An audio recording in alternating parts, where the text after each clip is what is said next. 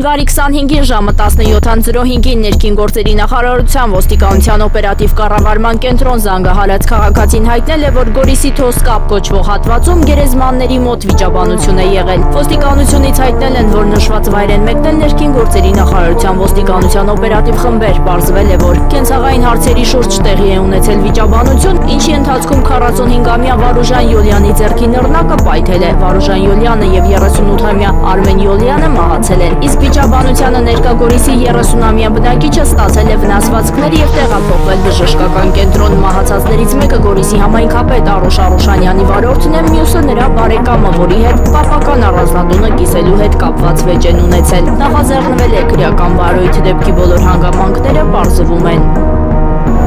Համայնքային ոստիկանության Քանաքյար Զեյթունի բաժնի կողմից որպես անհետ կորած որոնվում է 2009 թվականին ծնված Աննա Զաքարյանը, այս մասին հայտնել է ներքին գործերի նախարարության ոստիկանությունից։ 17-ամյա աղջիկը հունվարի 25-ին ժամը 18:00-ի սահմաններում դուրս է եկել Քանաքյար փողոցի իր բնակարանից եւ չի վերադարձել։ Նրա գտնվելու վայրի վերաբերյալ տեղեկություններ ունեցողներին խնդրում են դիմել ոստիկանության մոտակա բաժին կամ զանգահարել 102։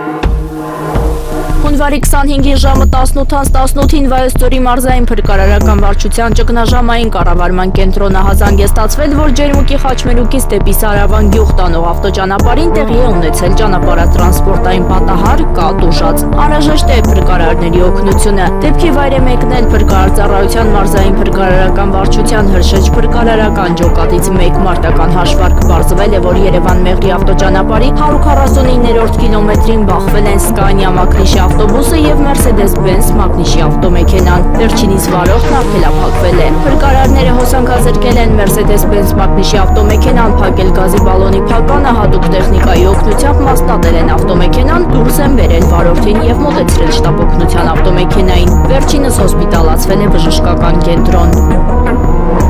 Հունվարի 25-ի խոշոր ավտովթար է տեղի ունեցել Կոտայքի մարզում։ Ժամը 15:55-ի սահմաններում Երևան-Սևանի-Ջևան ավտոճանապարհի 13-րդ կիլոմետրի հատվածում Շանգրիլա խաղատնից դեպի Արծվի-Արձան տանող հատվածում բախվել են 2 Mercedes եւ Kia Մակնիշի ավտոմեքենաները։ Վթարի հետևանքով ըստ նախնական տեղեկությունների բարեբախտաբար տուժածներ չկան։ Բախման հետևանքով Mercedes-ներից մեկը գլխի վեր շրջվել է, իսկ ավտոմեքենաներից մեկն էլ դուրս է եկել երթևեկելի գոտուց, փլուզել մի քանի մետր քարե պաշտպանիչ պալիսպը։ Վթարի փաստով ՊՑ Կոտայքի մարզի գումարտակում փաստաթղթեր են կազմվում, որտեղ էլ պարզվում են ավտոմեքենաների սեփականատերերի եւ վարորդների ինքնությունը։